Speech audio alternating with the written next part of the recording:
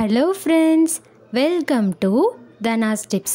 இன்றைக்கி நம்ம சுவையான நெல்லிக்காய் துவையல் மற்றும் நெல்லிக்காய் தயிர் பச்சடி எப்படி பண்ணுறதுன்னு பார்க்கலாம். இதை பார்க்குறதுக்கு முன்னாடி இந்த நெல்லிக்காயில் என்னென்ன நன்மைகள் இருக்குதுன்னு நம்ம தெரிஞ்சுக்கலாம். உடலுக்கு குளிர்ச்சி தரக்கூடிய பழங்களில் ரொம்ப முக்கியமானது நெல்லிக்காய். ஒரு நெல்லிக்காயில் 600 மில்லிகிராம் அளவுக்கு விட்டமின் சி சத்து இருக்குது. நெல்லிக்காய் நம்மளோட உடம்புக்கு மட்டும் குளிர்ச்சியை தராமல் நம்மளோட கண்களுக்கும் அதிகப்படியான குளிர்ச்சியை தருது. இது குளிர்ச்சி தரக்கூடிய பழம் அப்படிங்கிறதுனால சில பேர் இதனால் கோல்டு வரும் அப்படின்னு சொல்லி பயப்படுவாங்க. ஆனால் ஜலதோஷம் வராமல் தடுக்கிறதுல தான் இந்த நெல்லிக்காய்க்கு அதிகமான ஆற்றல் இருக்குது.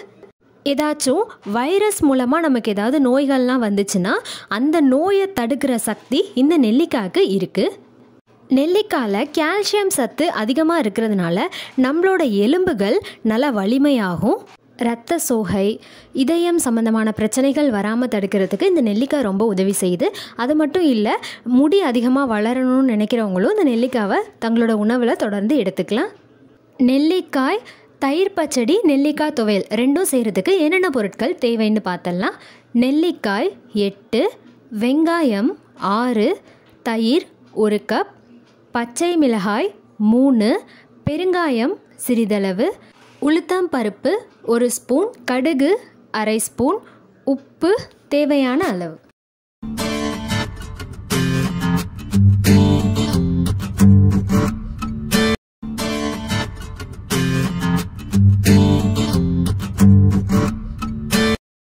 இட்லி தட்டில் நெல்லிக்காவை வச்சு தண்ணி எதுவும் விடாமல் இட்லி பானையை மூடி வச்சு ஒரு 5 நிமிஷத்துக்கு வேக வச்சு எடுத்துக்கலாம்.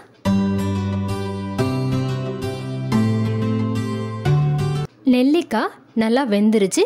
இப்போ இந்த நெல்லிக்காவை எடுத்து அதோட விதையை நீக்கிட்டு நெல்லிக்காவை உதிர்த்து விட்டு வச்சுக்கலாம்.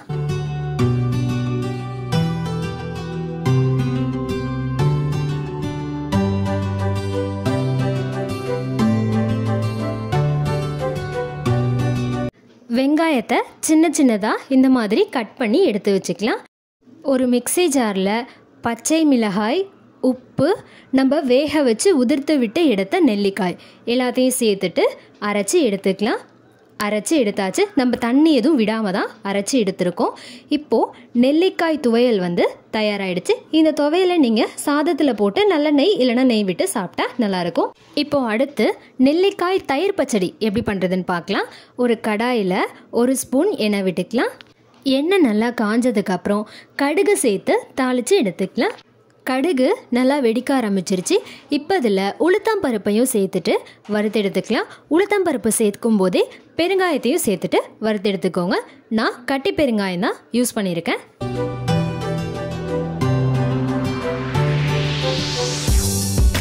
உளுத்தம் பருப்பு சேர்த்துட்டு வறுத்து முடிச்சதுக்கப்புறம் நம்ம கட் பண்ணி வச்ச வெங்காயத்தையும் சேர்த்துட்டு வதக்கிக்கலாம். எண்ணெய் பத்தாமல் இருக்கிறதுனால நான் அதில் 2 ஸ்பூன் எண்ணெய் ஆட் பண்ணிக்கிறேன்.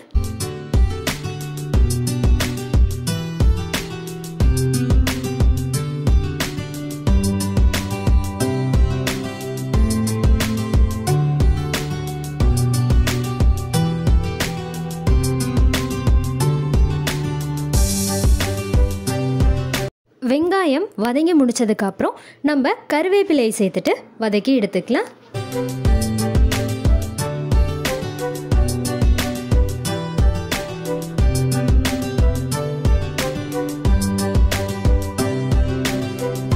வதக்கி முடிச்சாச்சு. இப்போ இதை ஒரு பவுலுக்கு மாற்றிக்கலாம்.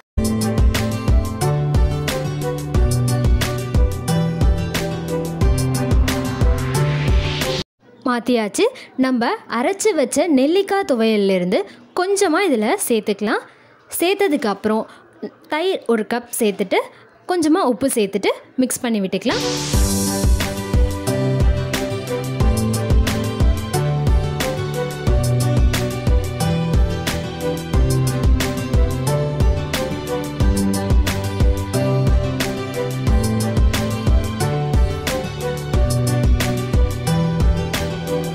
நெல்லிக்காய் துவையல் மற்றும் நெல்லிக்காய் தயிர் பச்சடி தயாராகிடுச்சு.